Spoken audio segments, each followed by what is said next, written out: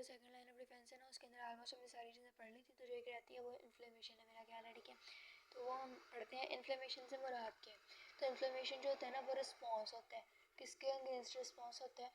Tissue damage के against, ठीक है। मतलब अगर कहीं से कोई टिश्यू डैमेज हो रहा है तो वहाँ पे क्या होगी? इन्फ्लेमेशन होगी। जैसे हमें भीड़ काट ले, ठीक है, तो भीड़ काट ले तो वहाँ पे क्या होता है? टिश्यू डैमेज होता है। जैसे फर्ज करो उसने इस पॉइंट पे काटा है तो यहाँ पे जितने टिश्यू डैमेज हुए हैं उसको जो रिस्पॉन्स देना है वो किस तरह दिया जाएगा? इन्फ्लेमेशन के ज़रिए दिया जाएगा। लेकिन इन्फ्लेमेशन एक और तरह की भी होती है। एक हमारे पास होती है लोकल इन्फ्लेमेशन, ठीक है, एक होती है सिस्टेमिक इन्फ्लेमेशन, ठीक है। एक होती है कौन सी? सिस्टेमिक। जो लोकल होती है ना उससे मुराद होता है कि जहाँ पे हमारे जख्म हो ना सिर्फ उस एक पॉइंट के ऊपर, ठीक है, at a point, single point के ऊपर जो है ना वो जो होती है वो लोकल इन्फ्लेमेशन होती है। लेकिन अगर पूरी बॉडी के अंदर इन्फ्लेमेशन हो जाए तो वो क्या होता है? पहली बात तो ये कि वो किसी इन्फेक्शन का नतीजा होगी। मतलब ये नहीं है हमारी पूरी बॉडी को किसी भीड़ ने काटा है, नहीं, वो नहीं आएगा इसके अंदर, ठीक है। मतलब अगर कोई इन्फेक्शन है तो इन्फेक्शन के नतीजे में जो होल बॉडी के ऊपर इन्फ्लेमेशन होना उसको क्या कहते हैं कि वो सिस्टेमिक इन्फ्लेमेशन है, ठीक है। अच्छा, तो ये जो ये पूरी बॉडी के अंदर होती है, अभी मैं इसकी एग्जांपल भी देती हूँ। लेकिन इससे पहले हम एक चीज़ पढ़ते हैं कि इसके काजेज़ क्या होते हैं, किसके? इन्फ्लेमेशन के, ठीक है। इन्फ्लेमेशन किस किस वजह से होती है? तो जैसे मैंने भी बताया, इंसेक्ट बाइट की वजह से हो सकती है, ठीक है। अगर मतलब पूरी बॉडी के अंदर कोई इन्फेक्शन हुआ हो, इन्फेक्शन की वजह से हो सकती है क्या चीज़? इन्फ्लेमेशन, ठीक है। इन्फ्लेमेशन इस वजह से भी हो सकती है। फिजिकल इंजरी, मतलब अगर हम कहीं से गिर गए, कोई चोट लग गई, ठीक है, तो उस केस में भी क्या हो सकती है? इन्फ्लेमेशन, ठीक है। इसके अलावा क्या होता है? इन्फ्लेमेशन जो है वो अर्डिमा की वजह से भी होती है। अर्डिमा से क्या मुराद होता है? अर्डिमा से मुराद होता है पूरी बॉडी के जो टिश्यूज़ है ना उनका स्वेल कर जाना। अब वो असल में क्यों टिश्यूज़ जो है वो स्वेल कर रहे होते हैं? क्योंकि उनके अंदर ना, मतलब जैसे हम लोग वो पढ़ते हैं हाइपरटोनिक इन्वायरमेंट, हाइपरटोनिक इन्वायरमेंट, वैसे ही वो जो एक सेल है ना जब उसके अंदर वाटर एक्सेस के अंदर चला जाता है, ठीक है, तो वो किस चीज़ का शिकार हो जाता है? अर्डिमा का। लेकिन जब पूरी बॉडी के अंदर जब ये चीज़ होती है ना तो हम इसे अर्डिमा बोल देते हैं, ठीक है। तो जब पूरी बॉडी के अंदर इन्फ्लेमेशन होगी तो मैंने क्या बोला, किसमें आ जाएगी? सिस्टेमिक में। तो यहाँ पे क्या आ जाएगी? अर्डिमा। लेकिन ये सिर्फ अर्डिमा नहीं आएगी, इसमें और बहुत सारी चीज़ें आ सकती हैं जिसके अंदर पूरी बॉडी के अंदर इन्फ्लेमेशन होती है, ठीक है। अब इसके अलावा इसके सिम्टम्स पढ़ते हैं कि जब किसी इंसान को इन्फ्लेमेशन होती है तो उसके वहाँ पे क्या क्या मतलब सिम्टम्स अपीयर हो रहे होते हैं। पहली बात तो ये वहाँ पे रेडनेस आती है, ठीक है। इसके अलावा वो जो स्पेसिफिक पॉइंट है ना, या अगर पूरी बॉडी के तो भी, और या फिर अगर मतलब लोकल इन्फ्लेमेशन है तो भी, वो जो एक स्पेसिफिक पॉइंट है जहाँ पे इन्फ्लेमेशन हुई है उसका जो टेम्परेचर होता है ना वो ज़्यादा होता है, तो वहाँ पे जो है ना हीट भी प्रोड्यूस हो रही होती है, ठीक है। इसके अलावा और वहाँ पे लॉस ऑफ फंक्शन, मतलब वो जो जगह है ना वो फंक्शन नहीं परफॉर्म कर रही होती। जैसे वहाँ पे अगर मतलब देखो, हमें पता है कि जो हमारी डर्मस लेयर होती है ना, डर्मस लेयर के अंदर रिसेप्टर्स आ रहे होते हैं, ठीक है, नोज़ी रिसेप्टर्स आ रहे होते हैं, और इसके अलावा मैकेनो रिसेप्टर्स वगैरह ये चीज़ें आ रही होती हैं। तो अगर मतलब यहाँ पे लॉस ऑफ फंक्शन हो जाए तो क्या हो सकता है कि हम लोग, जैसे अगर कोई टच कर रहा है तो मैं फील नहीं हो रहा है, ऐसा कोई काम हो सकता है, मतलब कुछ भी और हो सकता है, लेकिन लॉस ऑफ फंक्शन होता है, ठीक है। और इसके अंदर क्या होता है? पेन होता है, ठीक है। कहाँ पे? जहाँ पे हमारे इन्फ्लेमेशन हुई है, जहाँ पे हमारे टिश्यू डैमेज हुए हुए हैं, ठीक है। अब जो इन चीज़ों के फ़ायदे हैं वो क्या है? एडवांटेजेस क्या है, ठीक है। तो एडवांटेज जो इसका ये है कि हमारे पास जो वो नेक्रोटिक सेल्स है ना वो क्या हो जाएंगे? वो ख़त्म हो जाएंगे, ठीक है। नेक्रोटिक सेल्स उस मतलब उस जगह के ऊपर जो सेल्स मौजूद हैं वो क्या हो जाएंगे? उनको ख़त्म कर दिया जाएगा, ठीक है। और जो हमारे पास जो टिश्यू है वो वाले, ठीक है, जो वहाँ पे टिश्यू मौजूद है उनको क्या किया जाएगा? रिपेयर। वो मतलब जो टिश्यू है ना वो उनकी रिपेयरिंग हो सकेगी। किसकी वजह से रिपेयरिंग हो रही है? उनके इन्फ्लेमेशन की वजह से रिपेयरिंग हो रही है, ठीक है। अब वो जो सेल डेब्रिस वहाँ पे बन रहा है ना वो क्या हो जाएगा? वो भी, उसको भी ख़त्म किया जाएगा, ठीक है, ये चीज़। और इसके अलावा जो है, जैसे मतलब अगर हमारे इन्फ्लेमेशन हो जाती है तो उसकी वजह से क्या होता है? उसकी वजह से जो हमारे पास वो है ना इन्फेक्शन, ठीक है, वो भी उसकी उसकी उससे भी बचत हो जाती है कि इंसान के अंदर इन्फेक्शन जो है वो स्प्रेड नहीं करता, ठीक है, एक जगह पे कन्फाइन होकर रह जाता है। अच्छा, अब इसकी अगर मैं बात करूँ तो ये मेरे पास, जैसे फ़र्ज़ करो एक स्किन है किसी की, ठीक है, और कोई मतलब स्किन का कोई पार्ट है, ठीक है। अब यहाँ पे क्या है, जैसे मैं फ़र्ज़ करती हूँ यहाँ पे कोई ब्लेड चला गया या कुछ भी चला गया जिसकी वजह से क्या है हमारे पास इन्फेक्शन हो गया। अब इसके जो इर्द गिर्द ये सेल्स मौजूद है ना, ये वाले सेल्स, मतलब देखो ये वाला पोर्शन जो ये क्या है? अफेक्ट हुआ है। अब ये वाला पोर्शन अफेक्ट हुआ, यहाँ पे क्या हुआ? टिश्यू डैमेज हुए। अब टिश्यू डैमेज हुए तो ये वाले जो इर्द गिर्द के सेल्स है ना, ये इर्द गिर्द के सेल्स क्या करेंगे? ये असल में जो चीज़ है, मतलब ये वाले जो सेल है ना, जो ये वाले जो सेल हैं इसके इर्द गिर्द वाले, ये हुए हैं डेड।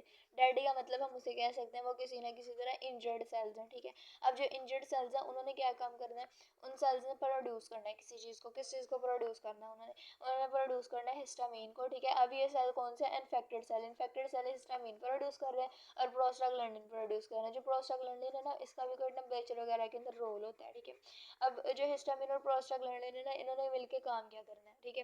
तो जो हिस्टामिन और प्रोस्टाग्लैंडिन है ना, इन्होंने करवा देनी है वेजोडाइलेशन। देखो मतलब यहाँ पे हमें पता है कि जो डर्मिस लेयर है उसके अंदर जो है वो ब्लड वेसल्स भी आ रही होती हैं, ठीक है। फर्ज करो ये जो जख्म है ये डर्मिस लेयर तक गया, वहाँ पे हिस्टामिन और प्रोस्टाग्लैंडिन इंजर्ड सेल्स में प्रोड्यूस की, जिसकी वजह से क्या हो जाएगी वेजोडाइलेशन। वेजोडाइलेशन यानी ये जो मेरे पास एक ब्लड वेसल है, ठीक है, इसका डायलेट हो जाना, क्या हो जाना इसका डायलेट। जब ये डायलेट होगी देखो इसका मतलब ऐसे ये थोड़ा इंक्रीज हो गया इसका मतलब जो क्रॉस सेक्शनल एरिया, ठीक है। जब ये इंक्रीज होगा तो यहाँ से हमारे पास जो है ब्लड के अंदर क्या मौजूद होता है, जो ब्लड का प्लाज्मा होता है, ठीक है। जो मतलब एक तो ब्लड के अंदर प्लाज्मा मौजूद होता है, दूसरा उसके अंदर सेल्स और सेल लाइक बॉडीज मौजूद होते हैं।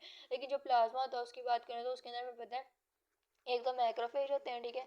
मैक्रोफेज के अलावा उसके अंदर न्यूट्रोफिल्स भी होते हैं, ठीक है। और ये दोनों कैसा काम कर रहे होते हैं, फैगोसाइटोसिस वाला काम कर रहे होते हैं, ठीक है। न्यूट्रोफिल्स और मैक्रोफेजेस ये दोनों यहाँ से निकलेंगे प्लाज्मा से, ठीक है। और जब प्लाज्मा से निकलेंगे ये मतलब ब्लड वेसल से बाहर जाएंगे और ये इस पॉइंट पे पहुंचेंगे और इन सेल्स को इनगल्फ कर लेंगे, ठीक है। जब इन सेल्स को इनगल्फ कर लेंगे तो वहाँ पे हमारे पास क्या होगा, इन्फ्लेमेशन होगी, ठीक है। अब हम देख सकते हैं यहाँ पे जो इन्फ्लेमेशन है उसकी वजह से क्या हो रहा है, इन्फेक्शन स्प्रेड होने से बच रहा है, ठीक है। जो हमारा टिश्यू है वो क्या हो रहा है, रिपेयर हो रहा है। जो प्रोस्टाग्लैंडिन्स होते हैं ना वो भी जो टेम्परेचर है ना उसको इंक्रीज कर रहे होते हैं, ठीक है। अच्छा इसके बाद हमने पढ़नी थी थर्ड लाइन ऑफ डिफेंस, ठीक है।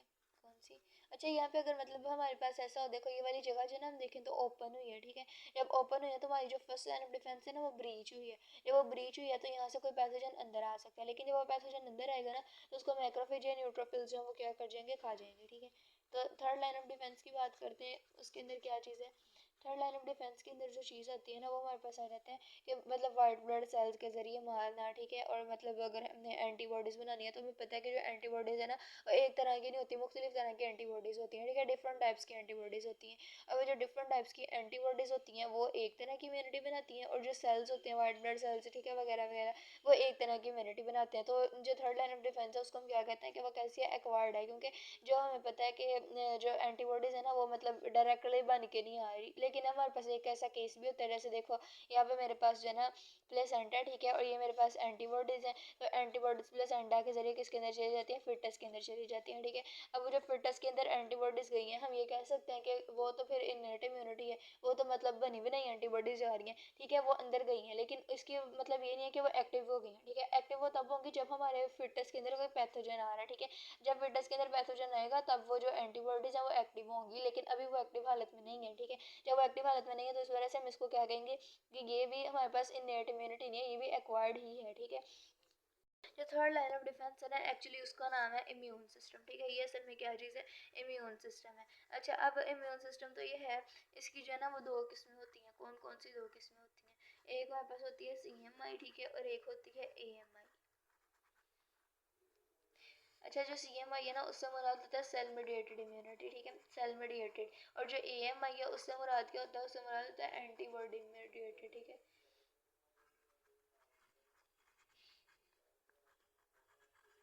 जो एंटीबॉडी मीडिएटेड है ना इसको हम एक और नाम भी दे सकते हैं कि ये ह्यूमरल इम्यूनिटी है, ठीक है।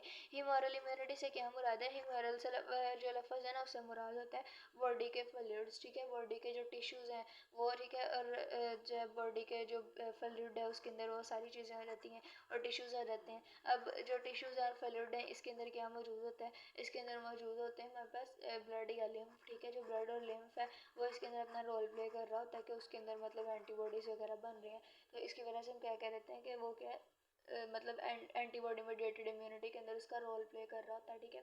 अच्छा अब जो CMI है ना उसके अंदर कौन कौन सी होती हैं, CMI जो इम्यूनिटी है ना ये वाली, इसके अंदर एक तो हमारे पास वो सेल्स आ जाते हैं बी लिम्फोसाइट्स, ठीक है, और एक हमारे पास आ जाते हैं टी लिम्फोसाइट्स, ठीक है।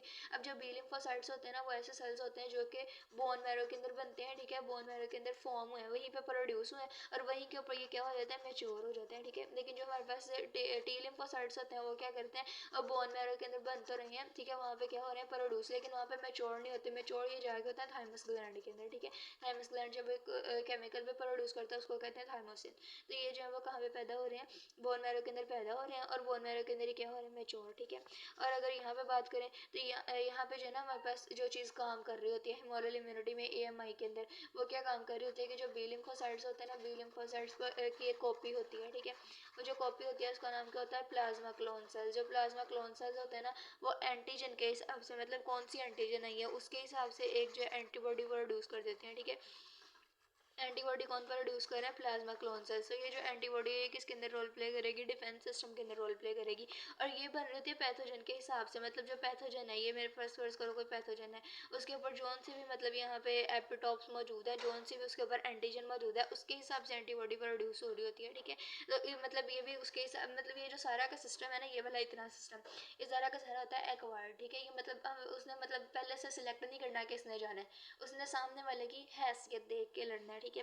उसने ये नहीं है कि मतलब जो भी है सारों को एक तरह से ट्रीट नहीं करना, जैसे ये मेरे पास एक जरासीम है, ठीक है, तो ये सारे एक उसके साथ एक जैसा सलूक कर रहे हैं, नहीं ऐसा नहीं होगा। ये होता है फर्स्ट और सेकंड लाइन ऑफ डिफेंस के अंदर। लेकिन अगर हम थर्ड लाइन ऑफ डिफेंस की बात करें ना, तो थर्ड लाइन देखती है कि ये कैसा है और उसको कैसे ट्रीट करना चाहिए, तो फिर वो उस हिसाब से ट्रीट करती है। अच्छा, अब थोड़ी सी इस पे बात कर लेते हैं कि जो टी सेल्स होते हैं उनके अंदर जो टी लिम्फोसाइट्स जो है उनके अंदर टी क्यों आ रहा है, उनके अंदर टी आ रहा है थाइमस की वजह से, ठीक है। और इसी तरह जो बी लिम्फोसाइट्स हैं उनके अंदर बी क्यों आ रहा होता है, उसके अंदर आ रहा होता है, एक तो बी से स्टैंड्स फॉर बोन मैरो, ठीक है, मतलब हम इसे ये याद कर सकते हैं कि मेच्योर बोन मैरो में हो रहा है, ठीक है। लेकिन इसका असल में ये भी मतलब होता है कि बर्ड्स ऑफ फेवरिकस, ठीक है। बर्ड्स ऑफ फेब्रिकस क्या होता है, बर्ड्स ऑफ फेब्रिकस मतलब ये जो बोन मैरो बी लिम्फोसाइट्स है ना, ये सबसे पहले मिले थे बर्ड्स की क्लोएका के अंदर, ठीक है। बर्ड्स की क्लोएका के अंदर ये डिस्कवर हुए थे, ठीक है। वहाँ पे जब डिस्कवर हुए थे तो इसकी वजह से हम इसको क्या कहते हैं कि बी लिम्फोसाइट्स हैं, बर्ड्स ऑफ फेब्रिकस की वजह से, ठीक है।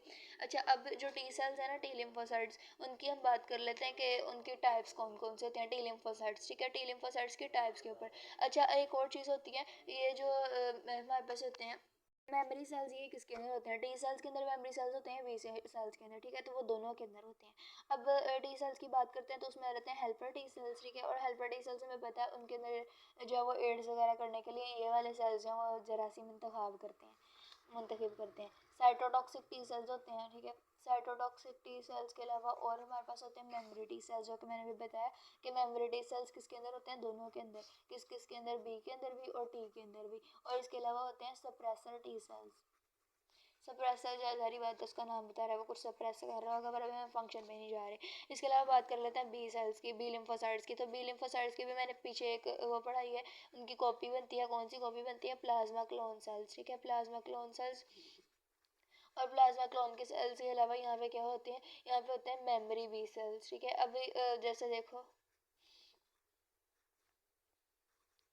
ये हमारे पास क्या है, सारे के सारे किसके अंदर आ जाएंगे, ये सारे के सारे आएंगे थर्ड लाइन ऑफ डिफेंस के अंदर, ठीक है। थर्ड लाइन ऑफ डिफेंस में सारी चीजें। अच्छा, फिर ये मेमोरी बी सेल्स है ना, इन्होंने काम क्या करना होता है, sorry memory B cells, plasma clone cells. Plasma clone cells से बनानी होती है एंटीबॉडीज, ठीक है।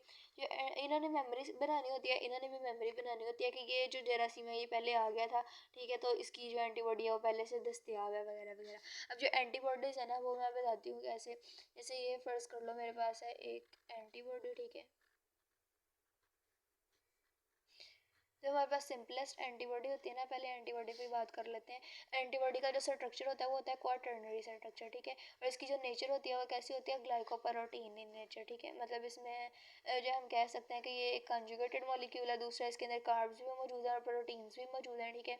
और इसके अलावा जो हमारे पास एंटीबॉडीज होती है ना वो टोटल 5 टाइप्स की होती हैं। कौन कौन सी 5 टाइप्स होती हैं हमारे पास होती है, हम एक लफ्ज़ से याद रख सकते हैं, गेम्ड, ठीक है, गेम्ड। तो उसके अंदर अब हमारे पास जो आती है वो आती है आईजीजी, ठीक है। और जो आईजी है उसका मतलब है इम्यूनोग्लोबुलिन। इम्यूनोग्लोबुलिन जो है वो क्या है, वो मतलब एंटीबॉडी का दूसरा नाम है, ठीक है। और यहाँ पे मेरे पास क्या आ जाएगा, आईजीए। और जो एम है उससे क्या मुराद है, उससे मुराद है आईजीएम। और जो ई है उससे क्या मुराद है, आईजीई। इसी तरह डी से मुराद है आईजीडी।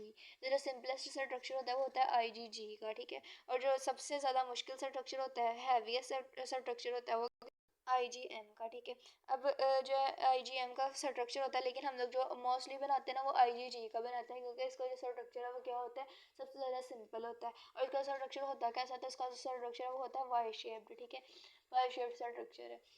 इस पे बात कर लेते हैं। ये हमारे पास क्या है, फर्ज कर लो कोई एंटीबॉडी है ये मेरे पास, ठीक है। अब ये जो मेरे पास एंटीबॉडी है ना, इसके सामने आना है एक एंटीजन, एंटीजन ने, ठीक है। ये इसके पास सामने आई है एंटीजन, ये इसके ऊपर क्या है, ये इसके एंटीजन के ऊपर जो लगे हुए हैं ना ये चीज़, इसका नाम होता है एपिटॉप्स, ठीक है। एपिटॉप्स या मोर प्रिसाइजली एंटीजेनिक एपिटॉप्स, ठीक है। ये क्या है, एंटीजेनिक एपिटॉप्स, या फिर इसके अलावा इसको एंटीजेनिक डिटर्मिनर्स भी कह सकते हैं, क्योंकि ये डिटरमाइन कर रहे होते हैं, ठीक है। ये डिटर्मिनर्स हैं या फिर क्या है, एपिटॉप्स हैं, एंटीजेनिक एपिटॉप्स। ये जो एंटीजेनिक एपिटॉप्स है ना ये इसके ऊपर जाके लगेंगे, मतलब ये इसके ऊपर जाके क्या हो जाएंगे, फिट हो जाएंगे, ठीक है। और इसके अंदर बात कर लें ये क्या चीज़ है, तो ये हमारे पास होते हैं रिसेप्टर्स, मतलब ये असल में ऐसे लगेगा, ऐसे जाके फिट हो जाएगा इसके अंदर, ठीक है। ये हमारे पास ऐसे वो जो एंटीजन है उसका, और ये किसका, एंटीबॉडी का, ठीक है।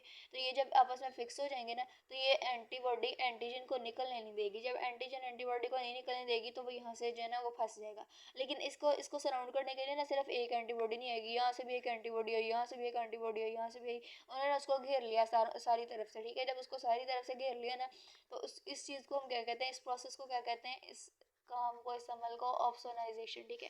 मतलब एक जो एंटीजन है उसका एंटीबॉडीज के जरिए घेर लिया जाना, इसको क्या कहते हैं, ऑप्सोनाइजेशन कहते हैं, ठीक है।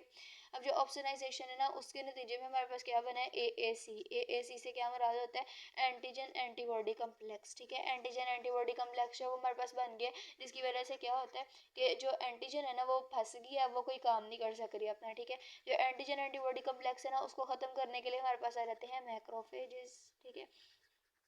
मैक्रोफेजेस आ जाएंगे और वो जो चीज़ है वो ख़त्म हो जाएगी, ठीक है।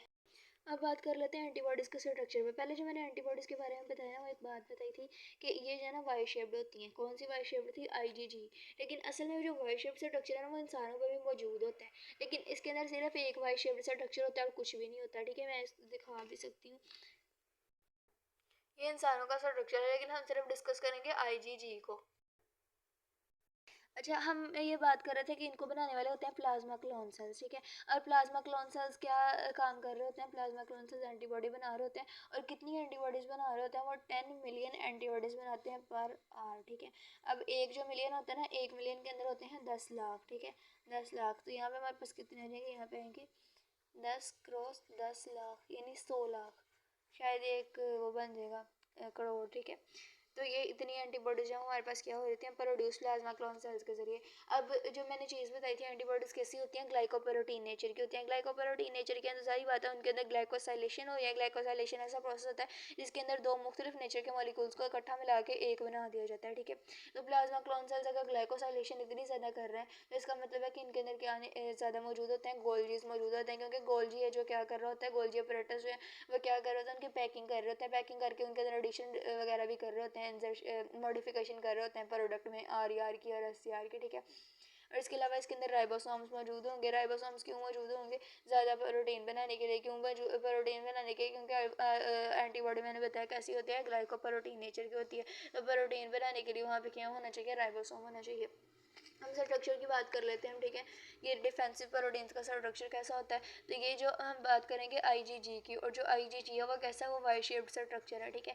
और वाई शेप्ड स्ट्रक्चर कैसा है कि उसके अंदर कितनी चेन्स मौजूद हैं, तो इसमें टोटल होती हैं 4 चेन्स, ठीक है। किसके अंदर, वाई शेप्ड स्ट्रक्चर के अंदर आईजीजी के, ठीक है। 4 चेन्स मौजूद होती हैं। कौन कौन सी 4 चेन्स हैं, दो उसके अंदर होते हैं लाइट चेन्स, ठीक है। और इसके अलावा दो उसके अंदर कैसी चेन्स होती हैं, हैवी चेन्स, ठीक है। दो लाइट चेन्स होंगी, दो हैवी चेन्स होंगी, टोटल कितनी चेन्स होगी, 4 चेन्स, ठीक है। और अगर लाइट चेन की बात करें तो उसे लाइट कहते हैं, क्यों, क्योंकि उसके अंदर जो अमाइनो एसिड है उसकी तादाद कम है, और जो हैवी चेन है उसके अंदर अमाइनो एसिड की तादाद ज़्यादा है, जिसकी वजह से हम क्या कह रहे थे, ये क्या है, हैवी चेन है, ठीक है। तो इसके अंदर कितने अमाइनो एसिड्स होते हैं, इसके अंदर होते हैं 440 अमाइनो एसिड, लेकिन इसके अंदर सिर्फ और सिर्फ एक चेन के अंदर, ठीक है। तो टोटल कितनी है, 2 चेन्स हैं, लेकिन एक की बात करें तो मैंने बताया कितने हैं उसके अंदर, 440 अमाइनो एसिड्स हैं। इसी तरह अगर 2 लाइट चेन है तो उनमें अगर एक लाइट चेन की बात करें तो उसके अंदर जो 220 अमाइनो एसिड्स होते हैं, लेकिन किसके अंदर, एक चेन के अंदर, ठीक है। बाकी मैंने दोनों का नहीं बताया, ठीक है। और अगर इसको हम प्लस कर लें तो हमारे पास आ जाएगा 440, और इसको हम कर लें तो हमारे पास क्या आ जाएगा, 880। तो टोटल अमाइनो एसिड्स मिला के कितने हो जाते हैं, इतने सारे, ठीक है।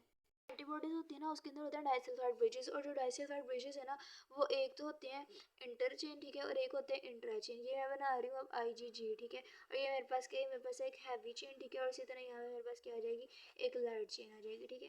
अब मैंने छोटी भी नहीं है, बड़ी बना, तो ये मेरे पास क्या है, एक जो है ना हैवी चेन आ जाएगी, ठीक है। और ये दूसरी हैवी चेन आ जाएगी। इसी तरह ये मेरे पास क्या है, एक लाइट चेन आई, और इसी तरह यहाँ पे भी क्या आई, एक लाइट चेन आई, ठीक है। ये मेरे पास 2 हैवी चेन्स हैं और 2 लाइट चेन्स हैं, जैसे मैंने पहले बताया था कि 2 हैवी चेन्स होंगी और 2 क्या होंगी, लाइट चेन्स होंगी, ठीक है।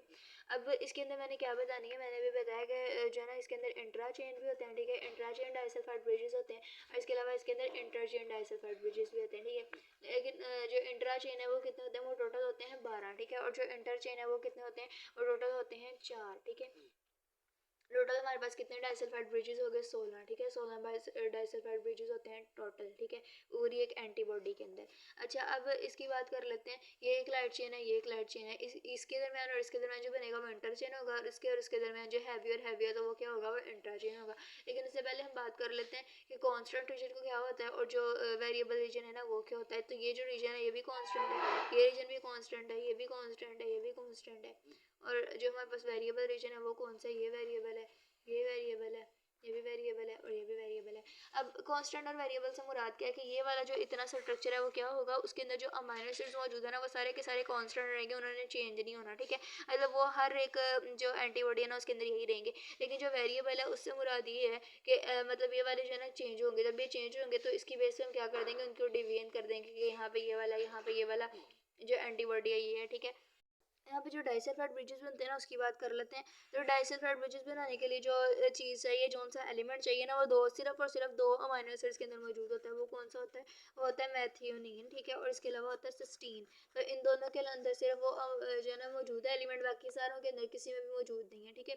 तो उसमें भी जो सिस्टीन है ना वो बना लेता है डाइसल्फाइड ब्रिज, और ये जो डाइसल्फाइड ब्रिज है ना ये नहीं बनाएगा, ठीक है। तो यहाँ पे जो ये मतलब बनाता नहीं है, ठीक है। तो इस तरह से हम ये समझ रहे हैं कि जहाँ जहाँ पे इधर डाइसल्फाइड ब्रिज बन रहा है वहाँ पे कौन सा अमाइनो एसिड है, वहाँ पे है सिस्टीन, ठीक है। अब ये भी हम बात कर लेते हैं कि इसमें जो वेरिएबल रीजन है वो कितने, तो वेरिएबल रीजन है वो टोटल है 4, ठीक है, वेरिएबल टोटल 4 रीजन है। इसी तरह अगर कांस्टेंट रीजन की बात कर ले तो वो भी कितने हमारे पास टोटल 4 रीजन है। टोटल कितने रीजन हो जाते हैं, 8 रीजन हो जाते हैं, ठीक है। अब यहाँ पे हम बात कर रहे हैं, ये मेरे पास एक डाइसल्फाइड ब्रिज बना, ठीक है, और इसी तरह ये मेरे पास बना दूसरा डाइसल्फाइड ब्रिज। और ये अगर बात करें तो ये क्या है, ये मतलब दोनों हैवी चेन्स के दरमियान है, ये भी हैवी चेन है, ये भी हैवी चेन है, ठीक है। और इस तरह अगर यहाँ पे बात करें तो यहाँ पे मेरे पास एक डाइसल्फाइड ब्रिज बना, यहाँ पे एक डाइसल्फाइड ब्रिज है ना, तो ये क्या है, लाइट और हैवी के दरमियान है। तो ये कैसा डाइसल्फाइड ब्रिज है, ये इंटर चेन मौजूद है, ठीक है। अच्छा, मैंने सॉरी वो थोड़ी सी मिस्टेकनली बता दिया, ठीक है। ये जो इंट्रा चेन होता है ना, इंट्रा चेन से मुराद होता है कि जो एक ही चेन के ऊपर हो, ठीक है, मतलब ये मेरे पास क्या है, एक लाइट चेन है, तो अगर इसके ऊपर यहाँ पे ऐसे मैं डाइसल्फाइड ब्रिज बना रही हूँ तो ये मेरे पास कैसा हो जाएगा, ये मेरे पास हो जाएगा इंट्रा चेन। लेकिन अगर मैं इंटर चेन की बात करूँ ना तो उसके अंदर इन्वॉल्व होना पड़ता है 2 चेन्स को, ठीक है। तो जो मेरे पास इंटर चेन है वो टोटल कितने हैं, 4, ठीक है, और जो इंटर है वो टोटल कितने हैं, 12, ठीक है। और यहाँ पे अगर मैं बताऊँ तो यहाँ पे मेरे पास एस एस ऐसे मतलब हर जगह पे जब जुड़ेगा ना, यहाँ पे और यहाँ पे सॉरी यहाँ पे नहीं, यहाँ पे सारी जगह पे जुड़ेगा तो मेरे पास टोटल जो है ना वो 12 पूरे हो जाएंगे। तो ये इंटर चेन मैंने बनाया है, ये क्या है, 1 2 3 4, तो टोटल कितने हमारे पास होते हैं, 4 जो इंटर चेन डाइसल्फाइड ब्रिज होते हैं। तो ठीक है, आज के लिए